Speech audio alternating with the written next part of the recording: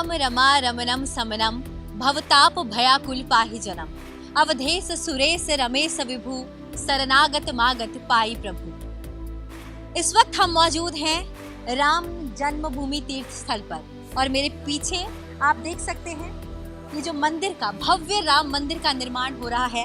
आपकी जानकारी के लिए बता दूं कि ये रामलला का मंदिर है। रामलला जहां पर 5 वर्ष के बालक राम को स्थापित किया जाएगा, यानी अब अयोध्या में फिर से राम राज्य होगा।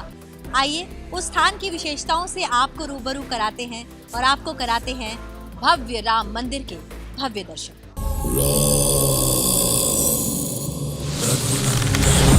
रघुनंदन रघुवर सेवन रघुपति छायन शतयोजन शतशतयोजन शरधि नियोजन शर परिलंघन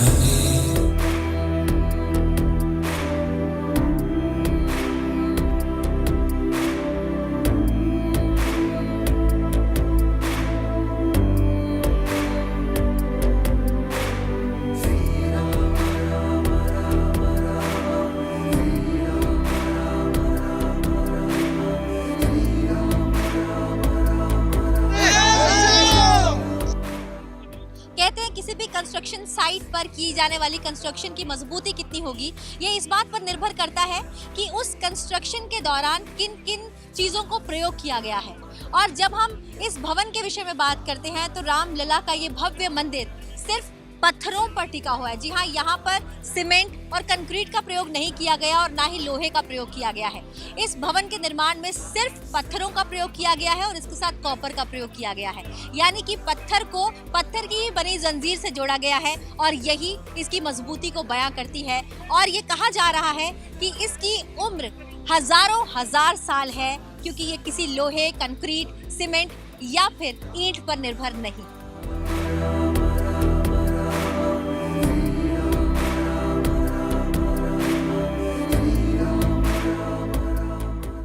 जब हम कहते हैं कि राम मंदिर के भवन का निर्माण सिर्फ पत्थरों और कॉपर से किया गया, तो ये सुनिश्चित करना बेहद जरूरी था कि पत्थर की मजबूती कितनी है, जिसे सुनिश्चित किया NIRM बेंगलोर की टीम ने। और आज उन्हीं के रिप्रेजेंटेटिव्स हमारे साथ मौजूद हैं। सर, बहुत बहुत स्वागत है आपका सनसेट टीवी पर। Thank you. सर, सबसे पहले तो मैं ये जानना चाहूँगी कि किसी भी पत्थर के बारे में जब हम जांच करते हैं उसकी क्वालिटी कैसी है, ये कैसे तय किया जाता है और आपने कैसे तय किया कि यही पत्थर यहाँ पर हजारों हजार साल रहेंगे? Okay. So initially, let me say we are from National Institute of Rock Mechanics under the Ministry of Mines, Government of India. So it is an autonomous research institute. So we are dealing with all sort of rock engineering properties. So especially we have developed a technology for dimension stones. So dimension stone, it covers both all the stones, including granite, marble, sandstone, and all the stones. So we have taken up 2 major S&T projects and developed the technology for the country. Today we are using all the technology for the construction of Ram Temple. इसमें क्या है?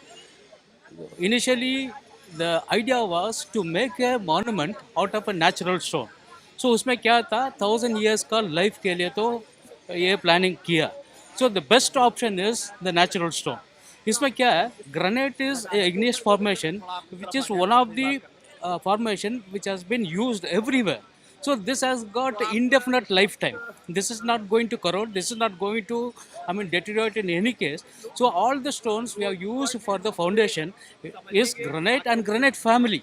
So we have taken the stones from Karnataka, from Andhra Pradesh, and almost about 26 varieties of granite has been used in this case. This is the geological hammer, which gives an approximate idea about the integrity and the quality of the stone. So how you get to know about? By hammering. Okay. By hammering on all the sides, and this requires a lot of experience. इस इमारत में पत्थर को पत्थर से जोड़ा है और पत्थर के माध्यम से ही, मतलब एक जंजीर पत्थर से ही बनाई गई है। मैं आपसे जानना चाहती हूँ कि कितना सेफ है पत्थर को पत्थर से जोड़ना और फिर छेद करके पत्थर की ही जंजीर बना पाना। क्या ये इतनी मजबूत होगी? Yeah. Will it be strong? It is very strong. Very strong. How much strong? It is very strong, better than any cementing material.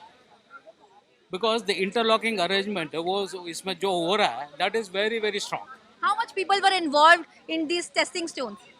From our institute, Yeah. from our institute, a team of people comprising about 10 people under my leadership, and our director was also there. So it's an exclusive phenomenon we have adopted for this particular aspect of Ram Mandir construction.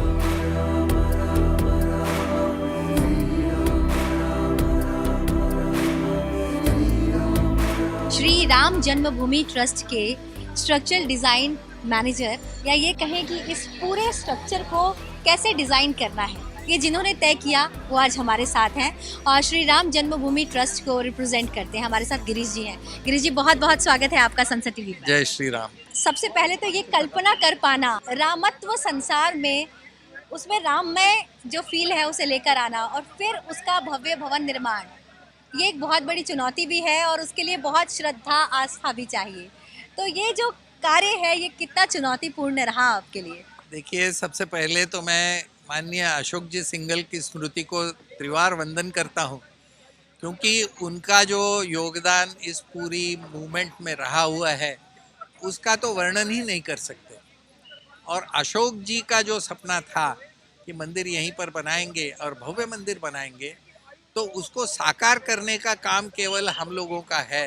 स्वप्न तो जो है वो अशोक जी ने ही देखा हुआ है। यहाँ पर हम अपना पूरा जोर लगा रहे हैं सब लोग। मैं अपनी कैपेसिटी में structural design engineer and construction manager की तौर से श्री राम जन्मभूमि न्यास की तरफ से यहाँ पर हूँ। यहाँ पर प्रोजेक्ट मैनेजमेंट कंसल्टेंट करके टाटा कंसल्टिंग इंजीनियर्स हैं तथा कॉन्ट्रैक्टर करके L&T है। इसके अलावा कई एक्सपर्ट्स यहाँ पर फ्रॉम टाइम टू टाइम जो भी हमें आवश्यक लगे उनकी सर्विसेज हमने ली है। आपने जैसे स्ट्रक्चर की बात की, अब मैं इस स्ट्रक्चर को देखते हुए इस पूरे स्ट्रक्चर को समझना चाहूँगी कि रामलला कहाँ स्थापित किए जाएंगे, क्योंकि इसके साथ हम 7 मंदिर और इस प्रांगण में स्थापित करेंगे। देखिए, सबसे पहले मैं आपको संक्षेप में बताऊंगा कि मंदिर जो है वो मंदिर के चारों तरफ परकोटा है, यानी प्रदक्षिणा मार्ग का कॉरिडोर है। आप सबसे पूरब की तरफ यहाँ से अगर देखोगे तो आपको जो दिख रहा है, जहाँ टावर क्रेन का बूम दिख रहा है, वो इस परकोटा का प्रवेश वहाँ से है। इसका मतलब ये हुआ कि बाहर से पूरब दिशा से जो दर्शनार्थी आएंगे उनका प्रवेश इस प्रांगण में मंदिर के, वहाँ से ग्राउंड फ्लोर में जो द्वार बनेगा वहाँ से लोगों का होगा। उसके बाद लोग सीधा चल के आएंगे पश्चिम दिशा की ओर, तो यहाँ पर ये मंदिर है। वो परकोटा था, वो कोई मंदिर नहीं है, परकोटा प्रवेश है। और वहाँ से हम आ रहे हैं, सबसे पहले हमें जो दिख रहा है सबसे छोटा शिखर, वो वहाँ का सिंह द्वार है, मंदिर का सिंह द्वार। वहाँ से आपका प्रवेश होगा। ये प्रवेश के बाद में उसे चौकी भी कहेंगे। उसके बाद में अगला जो है वो नृत्य मंडप का शिखर आपको दिख रहा है, या जिसके दाहिने तरफ आपको ध्वज दिख रहा है।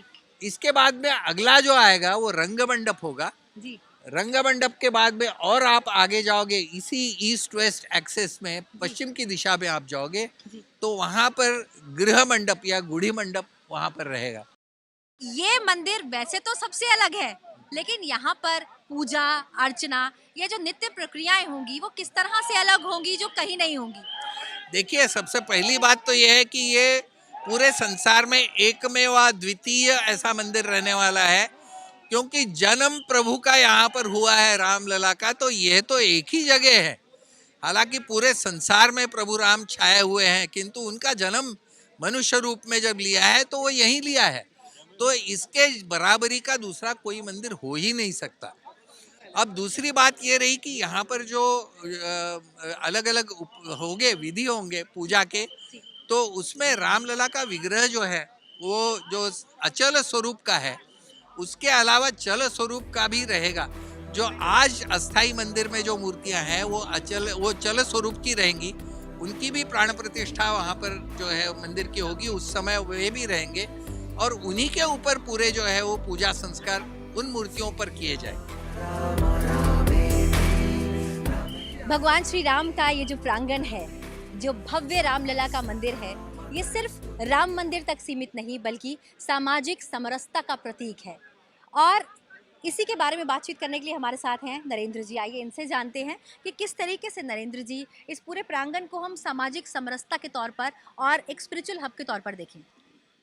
ये जो एक भव्य श्री राम जन्मभूमि पर भगवान श्री राम का मंदिर निर्माण हो रहा है, ये पूरे देश को ही नहीं तो दुनिया को एक सामाजिक समरसता का संदेश देने वाला भी स्थान बनेगा। इसमें भगवान राम के जो समकालीन जो उनके जीवन में उनके संपर्क में लोग आए, साथ साथ में उनका भी यहाँ पर और मंदिर बनेगा। जैसे भगवान वाल्मीकि हैं, महर्षि वशिष्ठ हैं, महर्षि विश्वामित्र हैं, ऋषि अगस्त्य हैं, और जिन्होंने उनको नदी पार करवाई जब वनवास में जा रहे थे, तो ऐसे जो केवट हैं, राजा केवट जो गू हैं, उनका भी मंदिर बनेगा। उनके जीवन के अंदर सबरी माता संपर्क में आई तो सबरी माता का भी मंदिर बनेगा। देवी अहिल्या का मंदिर इसमें बनने वाला है। और एक जटायु का भी यहाँ पर जो कुबेर टीला है उसमें उनकी मूर्ति ये स्थापित हो चुकी है। ऐसे ये पूरे देश भर का और एक समरसता का केंद्र यहाँ पर बनने वाला है। बहुत बहुत धन्यवाद। इसके साथ ये भी जानना चाहेंगे कि अगर एक समय पर जितने दर्शनार्थी यहाँ पर दर्शन करने आते हैं तो लगभग एक समय पर कितने लोग यहाँ पर एक साथ दर्शन कर सकते हैं इस प्रांगण में? लगभग 25,000 से ज़्यादा लोग जो है एक समय में इस पूरे परिसर के अंदर दर्शनार्थी वो आ सकते हैं, दर्शन कर सकते हैं। और इसके अलावा भी अगर अधिक भीड़ रहती है तो आसपास में इस प्रकार से स्थान डेवलप किए जा रहे हैं जहाँ पर किसी को किसी प्रकार की असुविधा जो भी दर्शन करने के लिए आए उनको ना हो। देखिए, अयोध्या में प्रवेश करते ही दिखा सड़कें चौड़ी हो गई, एयरवेज से कनेक्ट हो गया, रेल से कनेक्ट हो गया, सड़क बस स्टैंड बदल गया, यानी कुल मिलाकर घाट भी बढ़ गए और सब कुछ नया तैयार हो गया। क्या लगता है कि जो राम राज्य की परिकल्पना देखी जा रही थी उसका साक्षात प्रतीक सामने आ गया है? ये धीरे धीरे आप देखेंगे तो अयोध्या का एक विकसित स्वरूप कुछ ही समय में, मुझे लगता है कि बहुत जल्दी यानी 6 महीने 1 वर्ष के अंदर पूरा विकसित स्वरूप पूरी दुनिया को दिखेगा। और जिसमें लाखों दर्शनार्थी एक समय भी आकर के अयोध्या में निवास कर सकते हैं और आध्यात्मिक दृष्टि से भी वो यहाँ पर कुछ रुक सकते हैं, जिनकी भावनाएं धार्मिक दृष्टि से हैं वो भी रुक सकते हैं। तो ये पूरा एक विकसित स्वरूप इसका बहुत जल्दी आपको दिखाई देगा। भव्य राम मंदिर की शोभा अंदर से देखते ही बनती है। जब आप भव्य राम मंदिर में प्रवेश करते हैं तो इसकी पूरी फ्लोरिंग जो है वो मार्बल से की गई है जो मकराना का है, और इस फ्लोरिंग को इनले जो किया गया है वो धूत मार्बल्स ने किया है जो राजस्थान मकराना से आते हैं। आइए उन्हीं से बातचीत करते हैं और जानते हैं किस तरीके से इस मंदिर के जो फ्लोर का इनले है वो किया गया है। हम प्रभु मर्यादा पुरुषोत्तम प्रभु श्री राम के मंदिर के अंदर फ्लोरिंग में जो इनले का कार्य है वो हम कर रहे हैं, और साथ ही जो गर्भगृह के अंदर आइकोनोग्राफी वर्क है वो हमारे द्वारा किया जा रहा है। अच्छा सर, सबसे पहले तो मैं ये जानना चाहती हूँ, हम ये कह रहे हैं कि ये जो पूरी बिल्डिंग है, जो पूरा भवन है, मंदिर परिसर है, इसे सिर्फ पत्थरों के द्वारा निर्मित किया गया है या फिर इसमें कॉपर का प्रयोग किया गया है? इसमें कंक्रीट का प्रयोग नहीं है, लोहे का प्रयोग नहीं है। तो ऐसे में जो आपने इनले किया है उसकी जो तकनीक है वो हम आपसे समझना चाहते हैं। ये मकराना का जो मार्बल फर्श के ऊपर लगाया गया है, ये करीब 35 mm मोटाई का पत्थर है। इसके अंदर 15 mm थिकनेस का इनले किया गया है, ये ध्यान में रखते हुए कि इस मंदिर के जो भगवान के लिए जो मंदिर का निर्माण किया गया है ये हज़ारों वर्षों के लिए किया गया है। तो कोई भी क्वालिटी के अंदर कॉम्प्रोमाइज़ न करते हुए इसकी थिकनेस को 15 mm किया गया है। जो जनरली 2-4 mm होती है वहाँ पे इसको 15 mm की थिकनेस दी गई है। वो इसीलिए दी गई है ताकि यहाँ पे हज़ारों वर्षों तक जो आज निर्माण किया गया है वो यथावत रहे।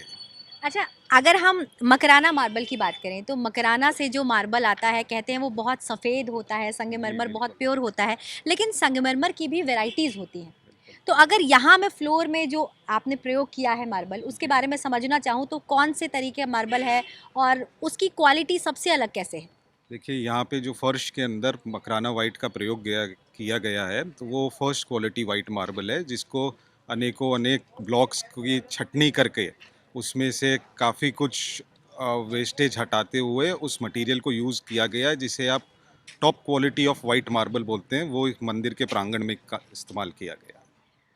ये तो आपने पूरे काम की बात बताई कि आपने किस तरह के मार्बल को प्रयोग किया है और कैसे आपने इनले किया है, कौन सी क्वालिटी है, कहाँ से लाया गया है। लेकिन एक भावनात्मक अगर मैं बात आपसे जानना चाहूँ, भगवान श्री राम के भव्य मंदिर के निर्माण में आपने भी उसमें अपना योगदान दिया, तो आपकी भावनाएं जानना चाहती हूँ कि यहाँ पर काम करने का मौका मिलना और यहाँ अपनी सेवा देना आपके लिए क्या महत्व रखता है? मैं आपको एक चीज़ इसमें बताना चाहूँगा कि भगवान श्री राम के मंदिर में जब हम कार्य करने के लिए आए थे तो हमने 10 घंटे से 12 घंटे की शिफ्ट चालू करी थी, जिसको आज हम करीब 18 घंटे तक चला रहे हैं। हमारे और हमारे टीम मेंबर्स के लिए ये कोई कार्य नहीं है, ये उन सब के अंदर मन के अंदर एक भावना, एक उत्सव का माहौल है। आज कोई भी जो 18 घंटे कार्य कर रहा है वो भी आदमी थकता नहीं है यहाँ पे, क्योंकि उसके मन में सिर्फ कार्य करने की भावना नहीं, उसके लिए हमारे मर्यादा पुरुषोत्तम भगवान श्री राम के प्रति एक भावना, एक श्रद्धा और सनातन धर्म के प्रति एक मन के अंदर अटूट विश्वास, उस विश्वास के कारण आज किसी को भी थकान नहीं महसूस होती है। 18 घंटे बाद भी शरीर की आवश्यकताओं के कारण उसको काम छोड़ के जाना पड़ता है, वरना 24 घंटे भी यहाँ पे लोग काम करने के लिए तैयार हैं। बिल्कुल आपने कहा, ये सच में आपकी भावनाओं को व्यक्त करता है जिस तरीके से आप कह रहे हैं कि 24 घंटे भी यहाँ हर व्यक्ति काम करने को तैयार है। लेकिन भगवान श्री राम का पत्थरों से विशेष नाता भी है, तो वो जो कनेक्टिविटी आप रामायण से देखते आ रहे हैं आज तक। जी बिल्कुल, जैसे कि भगवान श्री राम को जब सीता मैया को लेने के लिए जाना पड़ा तो जो पुल का निर्माण किया गया वो पत्थरों द्वारा किया गया, और उसमें जैसा कि बताया जाता है कि भगवान श्री राम का नाम लिख के उस पत्थर को वहाँ पे रखा गया तो पत्थर डूबा नहीं। उसी प्रकार से भगवान श्री राम के मंदिर का जो निर्माण कार्य किया गया है ये पूर्ण रूप से पत्थर से किया गया है। इसके अंदर कहीं पे भी कंक्रीट सीमेंट का कार्य नहीं किया गया। जो प्राचीन शैली से जितने मंदिरों का निर्माण होते आया है उसी शैली पे इसमें काम किया गया है, और हम भी यही कामना करते हैं कि जो हमारे भगवान श्री राम का मंदिर का जो कार्य हो रहा है वो हजारों वर्ष तक ऐसे ही यथायथ रहे, और जैसे उन्होंने अपना पत्थर के साथ में नाता जोड़ा हुआ था वैसे ही प्रभु श्री राम के द्वार पे इन पत्थरों का नाता उनसे जुड़ा रहे।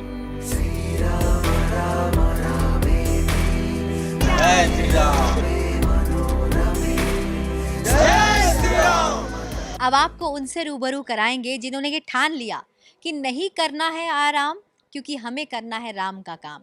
आपको मिलवाएंगे उनसे जो सही मायने में विश्वकर्मा है, जिन्होंने इस भवन का निर्माण किया है।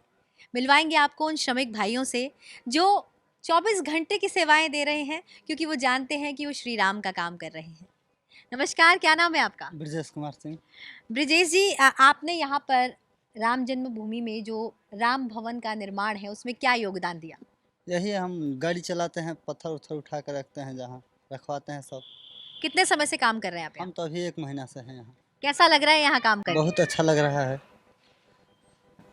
पहले हम थे वहाँ पे झारखंड में, जब बुलाए यहाँ पे कि आओ गाड़ी चलाना है तो हम वहाँ से छोड़ के यहाँ पे आ गए।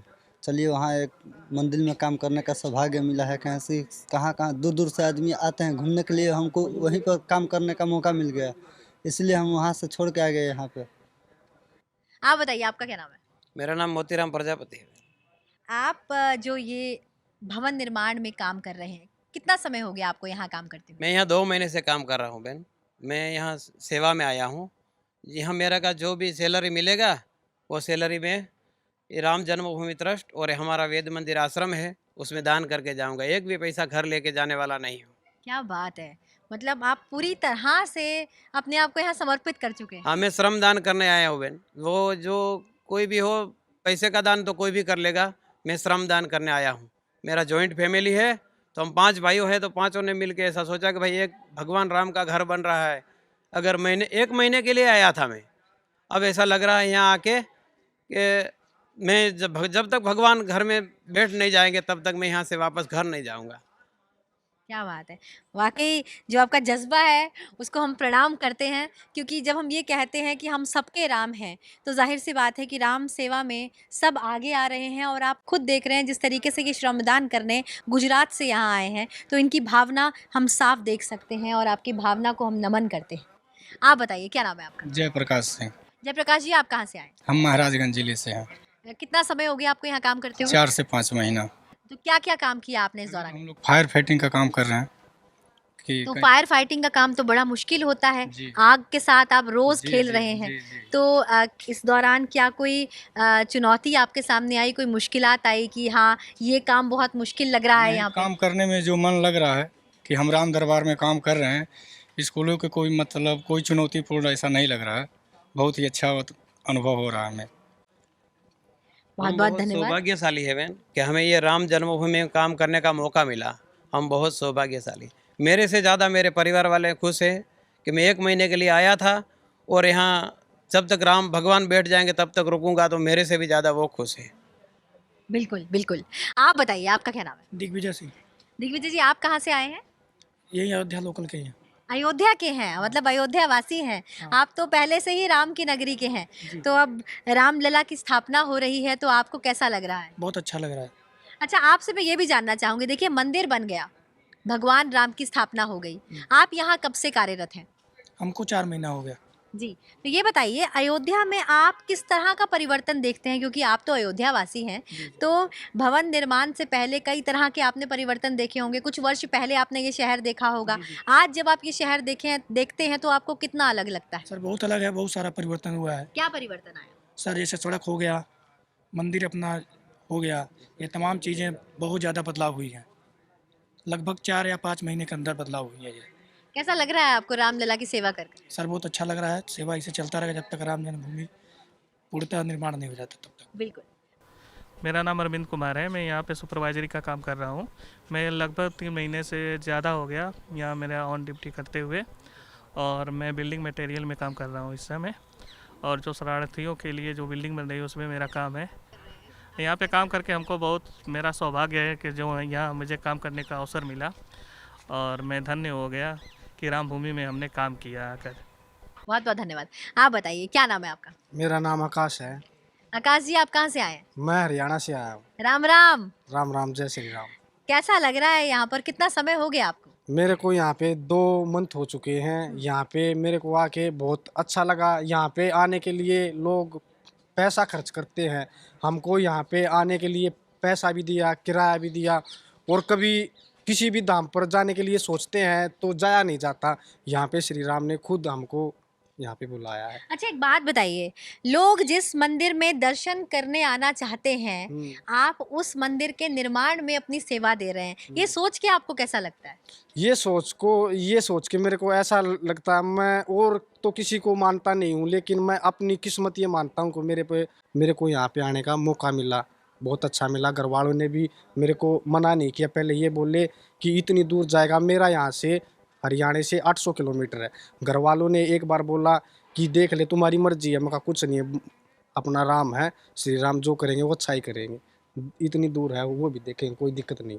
क्या काम किया इस दौरान आपने? मेरा काम यहाँ पे लाइट का है, हमारा जो ऊपर छत पे लाइट है और जो ज़मीन के अंदर है उसमें लाइट लगाने का और वायरिंग का काम हमारा। यानी जो पूरे राम दरबार को प्रकाशमय बनाने वाले हैं आप। जी, बहुत बहुत धन्यवाद हमसे बातचीत करने के लिए। जी नमस्कार, क्या नाम है आपका? मेरा नाम सत्यपाल सिंह है। सत्यपाल जी, आपका हेलमेट मैं थोड़ा अलग देख पा रही हूँ, ग्रे, तो ये ग्रे हेलमेट किस लिए होता है? जी, मैं कॉन्ट्रैक्टर हूँ यहाँ पे। अच्छा, आपको कितना समय हो गया यहाँ? मुझे यहाँ 1 साल हो गए हैं। जी, तो कॉन्ट्रैक्टर हैं आप, 1 साल से आप यहाँ कार्यरत हैं। इस दौरान आपने क्या क्या जिम्मेदारियाँ रही आपकी, क्या क्या काम किया? मेरे अंडर में लगभग 150 लेबर काम कर रहे हैं, और एक भाई हमारे गुजरात से चल के आए हैं, ये हमारे अंडर में काम करते हैं, और ये अपनी जो भी सैलरी पाएंगे ये राम जन्मभूमि के ट्रस्ट में दान करके जाएंगे। बहुत ही अच्छा महसूस होता है। ये रोड पे मुझे मिले, बोले मुझे काम करना है, मैंने बोला ठीक है भाई, मेरे अंदर काम कर लो।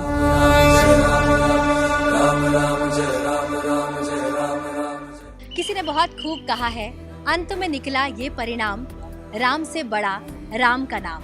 और यहाँ पर एक ही बात कही जा रही है, हम सबके राम, हर घर राम, और जहाँ हम मौजूद हैं वो है स्वयं साक्षात राम का धाम। और राम का धाम स्थापित हो चुका है, और यही अयोध्या का सबसे बड़ा परिवर्तन भी है। इसी के साथ अभी के लिए इस कार्यक्रम में मुझे दीजिए इजाजत, और आप देखते रहिए सनसेट टीवी। जय श्री राम।